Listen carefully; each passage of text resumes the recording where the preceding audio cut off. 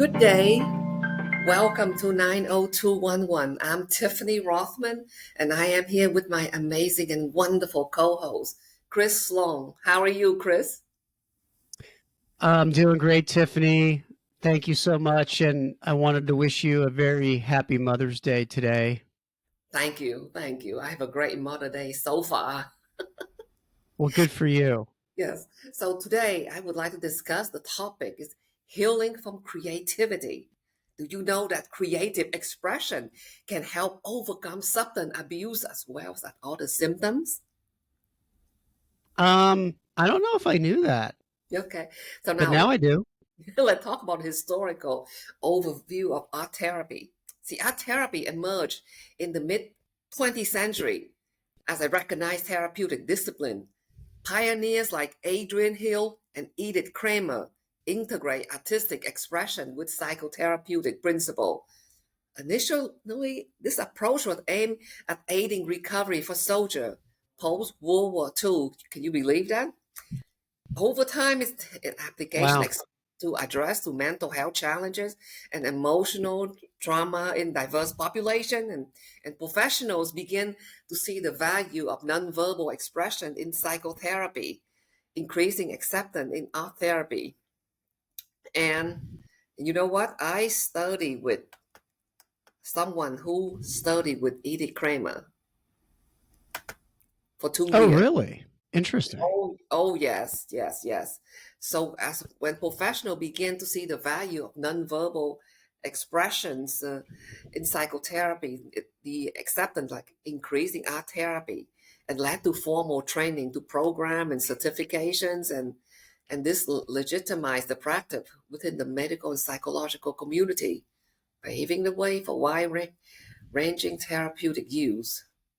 And when I studied with her, it was very interesting. She was very close to Edith Kramer, and she was a psychiatrist, but she never practiced. She studied. She went to medical school and studied psychiatrist in Europe, and then she studied to become a special ed teacher, and she studied art therapy with Edith Kramer. So she got like a doctor or a medical doctor degree in Europe and a PhD in art therapy. So it was very fascinating studying with her, and she would analyze my artwork when I did the mask, male or female, and in one of them I paint the lip blues. You know what she said to that? What? She said, "I'm outspoken with men." Really?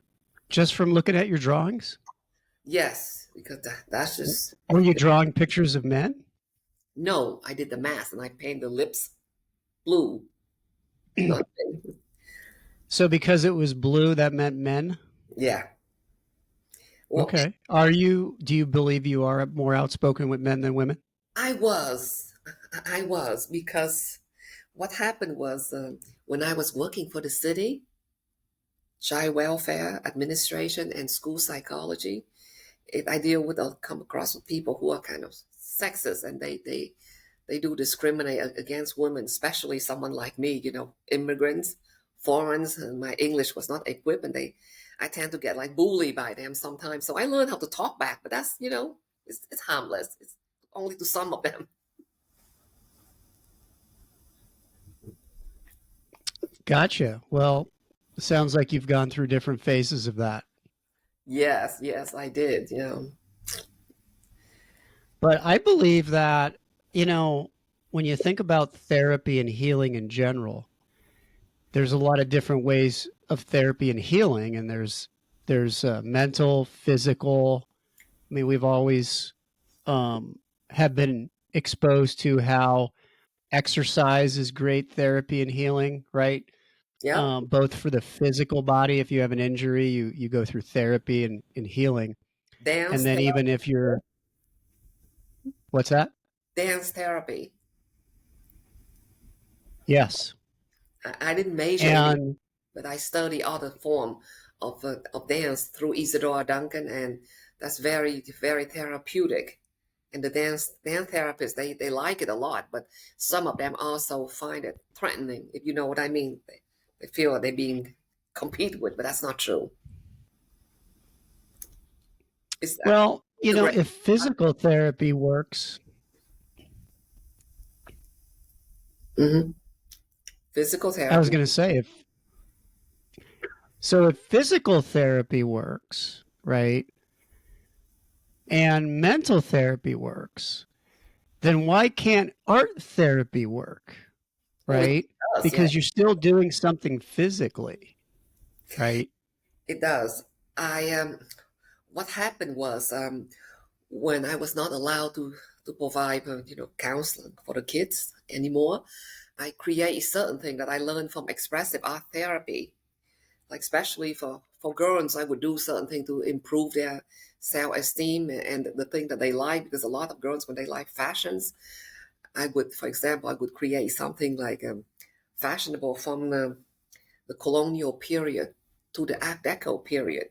And each of them in the bottom it would have explanations. And then I would use each period and I would ask them to, I would write down the books that belong to this period and the films. And I would ask them to do research on it. And I would do that to mythology as well. But, I remember when it come to the fashions coloring books for adults, because I deal with high school students the most, I would ask them to try to find a book on this period and read it and look for a film and watch it and then do coloring and read what's in the bottom. And I have a couple students who have suicidal ideations, and they would tell me when their suicidal ideation exists, they cannot help themselves. And I say, okay, because I was waiting to place them in a more restricted, most restricted program. So I would make them these books. I said, like, you go home every night. I want you to do some coloring, some reading, and look for books belong to this period, and go on YouTube and look for these films. And you know what? It saved them. It saved them from feeling, suicidal until they go into a more restricted program. And it's also good for self-esteem. Like I would have a lot of mythology, and with boys, I would have things that like more like educational thing, like about airplane, World War II, history of cars, certain thing that they like, it's more masculine than most boys like, and sometimes the girls like it too. So I would make it for them and I would give it to them. So called like the mechanism of healing through arts. So what's interesting is, excuse me.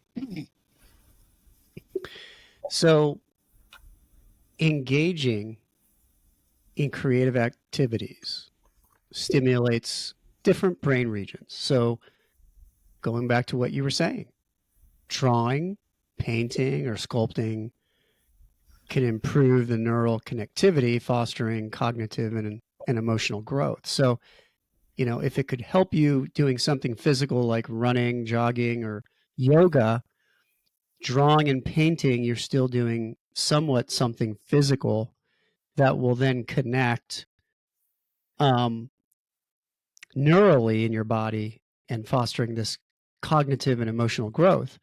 And art can provide a nonverbal outlet for expressing complex emotions and aiding those with mental health conditions like anxiety and, as you just spoke about, depression.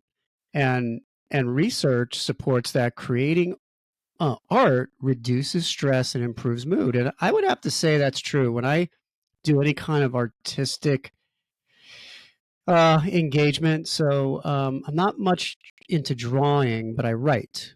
Okay, I write Yeah, stories, so it therapeutic. really does reduce Hmm. stress.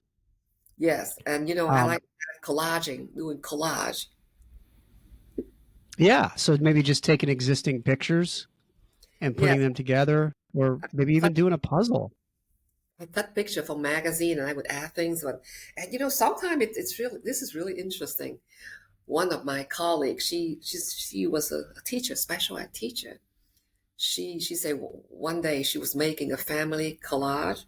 She put pictures of the family together, and she wanted her son to get married to his girlfriend. So she would cut her picture and she would put him right in the family picture with everybody. And she decorated and she said, "See how nice she fit in with our family?" And her son would say, "Ma." But guess what? They got married and they're very happily married. Well, that's a great story. Yes, she kind of encouraged it, but she doesn't want to interfere. So I thought it was So, clever. so for individuals with dementia, Oh, yeah. art can reignite lost memories and connections. How about that? So dementia, is really becoming a very growing issue and concern with human beings. It's being studied more and more. There's more statistics than ever before on dementia. Terrible. And there's a lot of different theories, but one theory is art can reignite lost memories and connections that they're already there. Patients facing serious illness like cancer Mm-hmm. also benefit finding solace in creative expression. So art enables them to channel their inner struggles and achieve um, emotional balance. Um, so that's interesting. So um, dementia, cancer, depression, anxiety. I think we're seeing a trend here. How about a case study in research? Here's some case studies in research. Art therapy has garnered significant interest for its role in mental health and emotional well-being. And there's various case studies and scientific research that highlight its effectiveness and potential. Here's a for example from films like The Creative High. This film features 9 artists who share their personal journeys of overcoming substance abuse Mm. through creative expression. And It's each such a story illustrates how engaging an artistic process can serve as a powerful tool for healing and self discovery. And in the film, viewers are introduced to various forms of artistry, ranging from painting and music to dance and writing.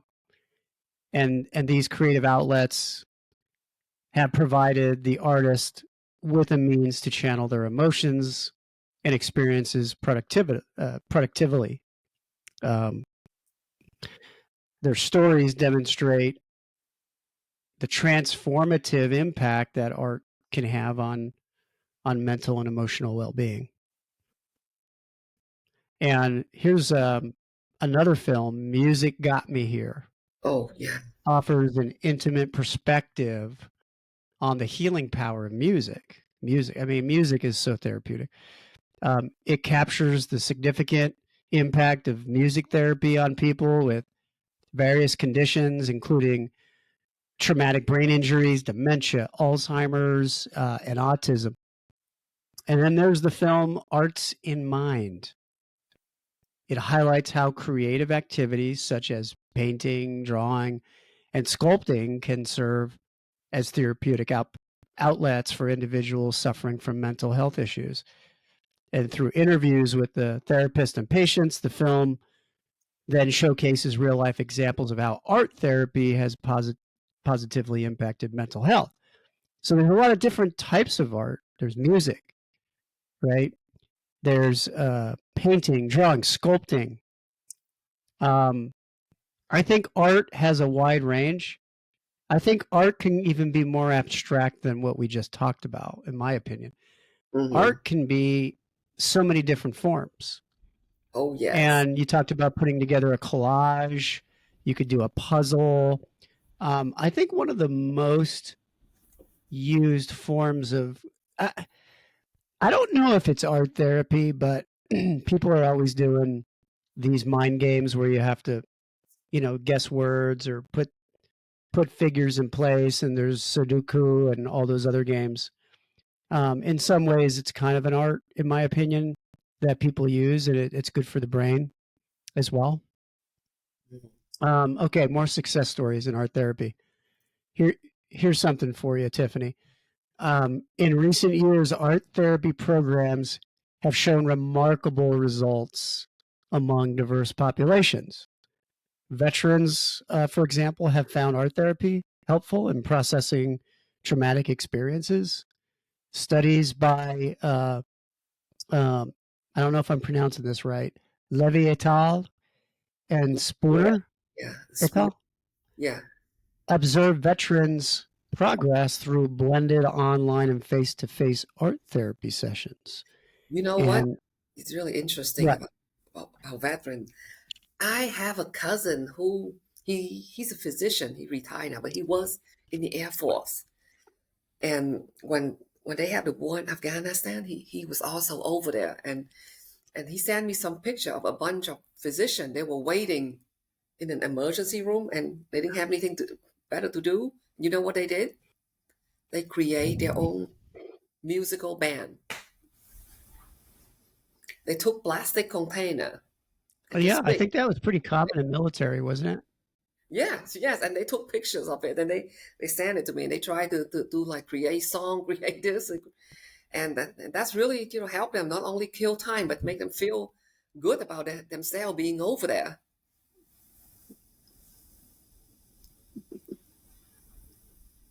Well, I think you got to do something when you're in that environment. Yes, You got to yeah, do something.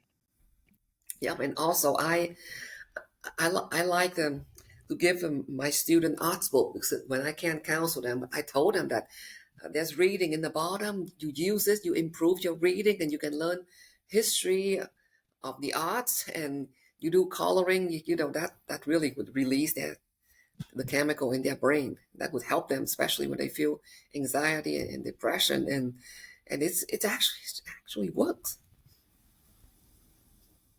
Some of the parents are very happy. And it's not like an easy thing to do, but you have to do research. You create a booklet and you make it like a textbook, and you buy a cover and you decorate a cover, and you really have to make it very alluring for them to look at it. And I made so many. I remember the past few years, I made so many.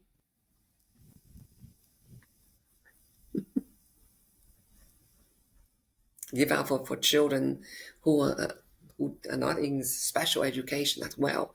Give out for students and the children in general. It's very good exercise. And I'm thinking about doing it again because when I move, I have to give all of them away. I send some of them to a relative who have dementia, and I don't have any of them left. And now I'm thinking about doing it again, just to give it out to the kids, the relatives. And like it say here, art therapy also demonstrate success in improving the quality of life for individual with mental illness as well. What do you think? Yeah. I mean, again, I think all types of therapy is important. Art therapy in many different ways, I believe, is critical. I believe at times we're doing art therapy without even knowing it. Hmm. But I think it's critical that people that do have illnesses or problems that they're trying to work through, um, we hear a lot more about other forms of therapy, um, meditation and physical therapy, like they say going for a walk or a run, or when you work out, it releases endorphins and you feel better. So we hear more in society about certain forms of therapy, but art therapy we don't hear much about. Like we really don't. Yes, because some people they look down on it, for no reason. They say it's a Or waste of. maybe they just underestimate the powerful forces of art therapy, Yeah, yep. Even right? some mental health people too. They look down and it's art therapy. I'm not going to waste my time have them doing any drawing this and that. I say, but yes, but that's how you know about them. I know people that find a lot of therapy in plants in their garden, I think that's a form of art therapy. Oh, yes. I know it's more horticulture, but I believe horticulture is a form of art because everybody that partakes in horticulture does it differently based on their own inner desires, Mm-hmm. right? So when you think about somebody that has plants in their house or a garden and they really get into it, they enjoy it, it relaxes them.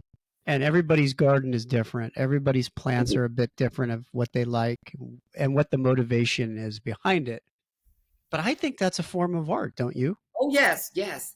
I I also worked with this gentleman a long, long time ago. He said his wife is very good with it. Like on sometime on Mother's Day or something or Valentine, he would bought her some new booklet about planting gardening because she loves to do research and she does her own gardening. They have a house in the country and she does like everything. And she knows so much. Like when they talk about it on show, when they ask the questions, she would answer them before anyone else's by listening to it only.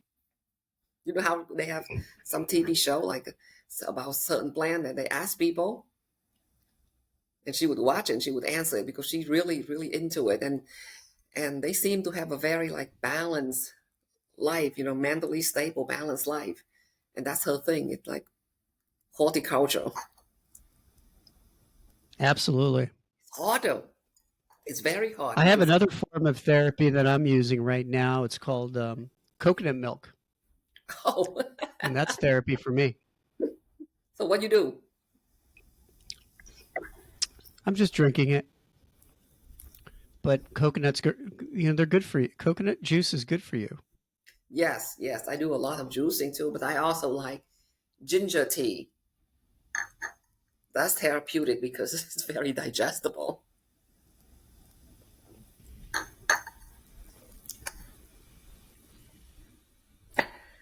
So some people they really believe in art therapy. They think that's the only way that's heal a lot more than verbal. And I don't agree with that, but it depends on the person. If you are mute, you're deaf, you cannot talk, and yes, art therapy would be excellent and perfect for you. Or writing. What do you think? I agree. I mean, verbal is probably used more often, Yes. talking things through, but I believe when it's nonverbal, it starts from within first. Mm-hmm. To me, verbal is more reactive, meaning you say something to me and then I answer it, right? I think about it and I answer it. Reactive. Proactive is where I'm thinking it starts in my mind first based on what I'm seeing, doing, or hearing. So when you look at art forms and it's nonverbal art, it's starting within my mind first based on my own perception. Because I could Absolutely. perceive a picture differently than you, right? Mm-hmm. But that's why I believe that nonverbal is just as powerful, if not more powerful, than any verbal. Mm-hmm. Because non-verbal, you can do it in writing as well, right? Like you said, you write. Yeah, I mean, And you, you can write without saying anything, right? And I told you I like to write. I believe it's therapeutic. mm-hmm. So whether you're writing poetry, a story, or just writing in your diary, I think diaries are probably very underestimated of the importance. Probably any self help book I've ever read is very, very adamant about writing things down in your life for many different reasons. It could be a list of goals. It could be a list of why you should be appreciated. Some people use social media as a diary nowadays. Yeah, I mean, social media is the diary of today because everybody's putting their whole laundry list and their whole life down into, in this case, social media instead of a private journal, right? But that's another form of therapy, allowing people to see, hear, and feel what you're feeling. And maybe the journal of old where nobody would see it but you, like maybe it feels good to write it down, maybe you could look at it, it could help you, but maybe taking it another dimension is having your life journal exposed to the world and see what other people say. I mean, there's Yes, going to be pros and cons to that. as long as it's you, as long as you expose your own personal business, not anyone else's. You know what I mean? Yeah, absolutely. Because so one time, because we were discussing, somebody say something like, yeah, you don't like to put other people's stuff. You don't like to tell other people's stuff. You like them to do it themselves. And somebody say, well, I put everything on. I let everything else. And we were saying, yeah, that's your stuff, your own stuff. And what do you think of scientific study on artist impact? I don't know if I have enough information on that. Artists? Yeah, the scientific studies further validate on the benefit of art therapy, and research has shown that this is non-pharmacological intervention can effectively complement traditional treatments for mental disorder. Like, for example, a comprehensive review of 20 papers highlighted positive impact on visual art therapy on trauma survivors. And the study noted improvement in symptom memory processing and cell image.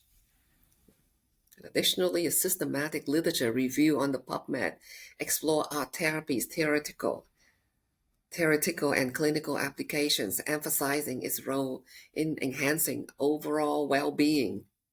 Art therapies document ability to boost mental health through creative expression, present a compelling case for its broader integration into therapeutic practice. So, like in summary, the conversion of the case study and scientific research points to art therapy's robust potential as a complementary treatment across various mental health contexts. So, it can also be a supplement. What do you think? I I don't disagree. Again, I think there's more information I would need on art therapy, but I definitely agree with the reasoning behind it. Yeah, yeah. And one of the art therapy, one with them, the most healing one I found is decorating. That if you can afford to do it, interior design, decorate. Interior design decoration. Yeah, Yeah, I mean it's a form of art. I mean, I think anything you do that you're creating something is art, right? So if you're decorating a house, an apartment, interior, exterior decoration, landscaping. There's people that are really big into landscaping their property. It's a form of art. It's a form of their expression. It yeah, gets a that's little physical because if you're doing the landscaping yourself, but horticulture, it's an art form. landscaping stuff. Yeah, that's really difficult. And oh, also once I shoot a film and they rent a house near here, and that house, Chris, the owner lived in the back. The whole house decorated in very like traditional Victorian, even those imitation Victorian stuff. Like every room is very extravagantly designed. They turn the garage into a bedrooms as well. So they make like different bedrooms, different living rooms for different type of personalities. And believe it or not, it's right in my neighborhood, and they would rent it out for people to shoot film. And when I look at it, I say, sounds like a good idea. But I think I want to live in my own home and enjoy the whole thing without renting Yeah, it.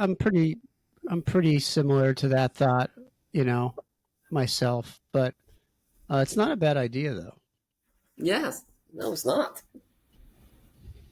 Very interesting, interesting decoration too. All traditional, all Victorian, all like would be very ornate. And they're not really antique. They like imitation of antique, but it's very interesting.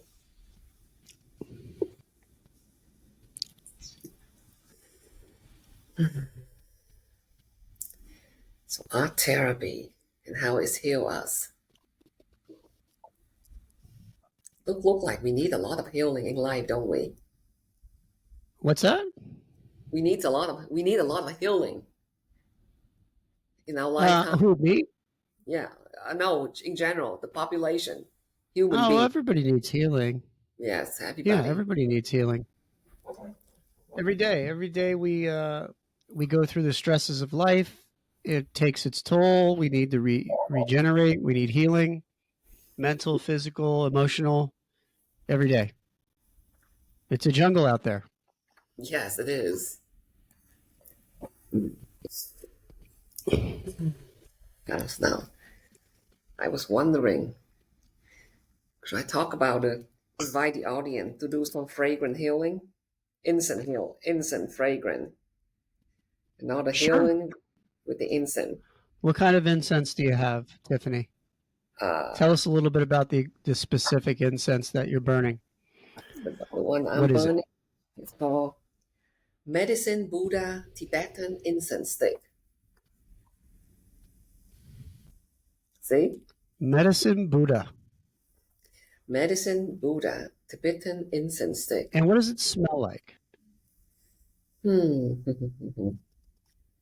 It's this one is just it smell like incense. I don't know how to describe it. It doesn't have a particular flavor. Let's see, they have in the box. Does it have a spicy smell to it? Does it have Yes, a yeah, a more of little spicy. Yeah, yeah, you know?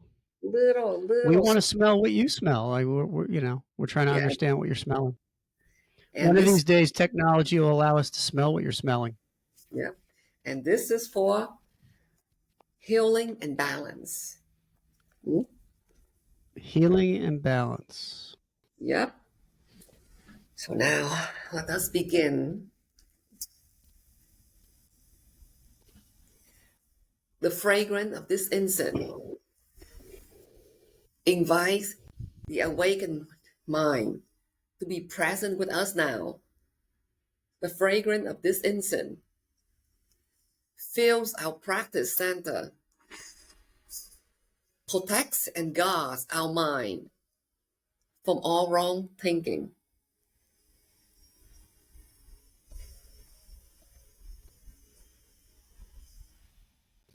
Okay. So now, Chris, So now that means that everything I think of is going to be right from now on. yep. And let's pull out a No more one. wrong thinking. Yep. For another healing. Oh, look what we have here. Daughter of the Phoenix. See this? Yes. Yep. Daughter of the Phoenix. When the soul is ready to spread its wings, it goes through a deep cleansing, purification, and preparation for new levels of spiritual wisdom, power, and light. Healing with the daughter of Phoenix. Now we should sit quietly with our eyes closed and see and sense and feel spiritual love surrounded you, above you, deep down to the earth, and then say, I now release with trust and peace any energy, cord, or attachment that no longer serve my soul ascension into the next level of divine light and embodiment. I call upon Kuan Yi to bless and assist me now.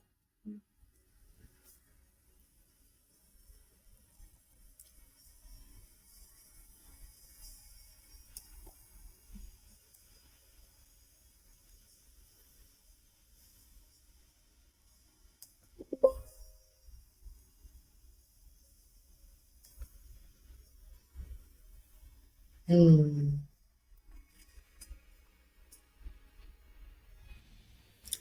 Okay, Chris, would you like to talk about the Yeah. insult before the four-letter words? Yeah. Let's talk about some as we're talking about helping people, we're going to insult them too. Well, if we'll insult them first, and then we'll introduce them to the art of healing. Literally, the art of healing with art. Um, let's see here. Here's an interesting one. There's nothing wrong with you that reincarnation won't cure. Jack E. Leonard. Wow. Reincarnation. That's your answer. Um, here's another one. They never open their mouths without subtracting from the sum of human knowledge. Thomas Brackett Reed. They never open their mouths without subtracting from the sum of human knowledge. Yeah. These are really like you can't just insult people with this stuff like anybody. Like you got to insult people that have a bit of I don't know, historical knowledge and uh, a bit of a cognitive advantage over some because some of this stuff could go way over some people's head. So these are Well, very I fine, articulate sensible eyebrows insult. insults. You have another This one? is high end insult. Do I have another one? Yeah. Yeah. Here's one more. He inherited some good instincts from his Quaker forebears, but by diligent hard work he overcame them.